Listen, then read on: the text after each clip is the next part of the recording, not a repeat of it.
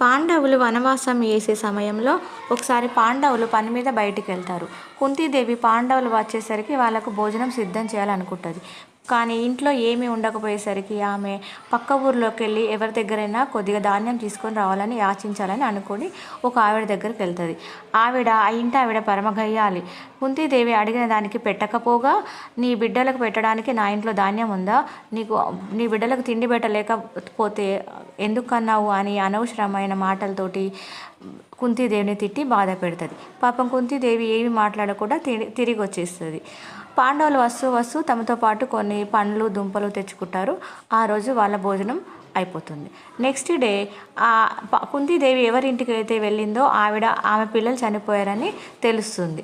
ధర్మరాజు కుంతీదేవిని అడుగుతాడు, అమ్మ నిన్న ఏమైనా జరిగిందా అని అడుగుతాడు. కుంతీదేవి ఏమి మాట్లాడదు. ధర్మరాజు తన దివ్య దృష్టితోటి నిన్న జరిగిన విషయాలన్నీ తెలుసుకుంటాడు. అప్పుడు ధర్మరాజు కుంతీదేవితోటి, అమ్మ నువ్వు మళ్ళీ తిరిగి ఆవిడింటికి వెళ్ళి ఆవిడ నిన్ను ఏ మాటలు అన్నదో ఏమేమి తిట్టిందో అవన్నీ మళ్ళీ ఆమెను తిట్టు, అప్పుడు ఆమె బిడ్డలు బతుకుతారు అని చెప్తాడు. అప్పుడు కుంతీదేవి ఆమె ఇంటికి వెళ్ళి మళ్ళీ నిన్న ఆమె ఏమేమి మాట్లాడినదో ఏం తిట్టిందో అవన్నీ తిడుతుంది. అప్పుడు ఆమె పిల్లలు బతుకుతారు.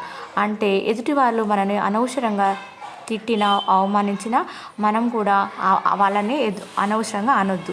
అప్పుడు వాళ్ళకు మనకు తేడా ఏముండదు. అంటే మనం ఎదుటివారికి పెట్టకపోయినా పర్లేదు, కానీ పెట్టేవారిని చూపించాలంటారు. అంతేకాని